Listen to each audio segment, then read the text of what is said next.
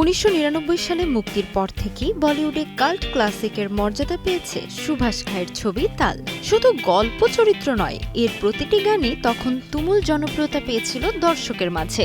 ঐশ্বরিয়া রায়, অক্ষয় খান্না ও অনিল কাপুরকে নিয়ে নির্মিত এই মিউজিক্যাল ড্রামা এখনও বলিউডের অন্যতম আইকনিক সিনেমা। গল্প, নির্মাণ শৈলী আর আর রহমানের অনবদ্য সঙ্গীতে ছবিটি পেয়েছিল কাল্ট ফ্যান বেস। দর্শকের সেই ভালোবাসা একটুও কমেনি, বরং বছর বাড়ার সঙ্গে সঙ্গে বেড়েই চলেছে। দীর্ঘ ২৭ বছর পর নির্মাতা সুভাষ ঘাই ইঙ্গিত দিলেন তালের সিকুয়েল আসার। সম্প্রতি এক সাক্ষাৎকারে সুভাষ ঘাই জানান, তাল 2 এর চিত্রনাট্য প্রায় প্রস্তুত, এখন শুধু সঠিক সময়ের অপেক্ষা। তিনি বলেন, এই সিনেমা তৈরিতে সবচেয়ে জরুরি বিষয় হলো বিশুদ্ধতা এবং নিখুঁত কাস্টিং। নির্মাতা আরও জানান, প্রথম তালে অক্ষয় খান্না ও ঐশ্বরিয়া তখন ছিলেন নতুন মুখ।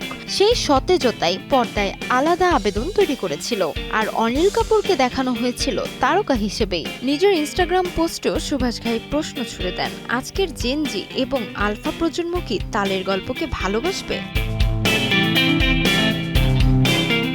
সুভাষ ঘাই যদিও নিশ্চিত করে কিছু বলেননি, কিন্তু তার মন্তব্য বলিউডে উস্কে দিয়েছে নতুন উত্তাপ।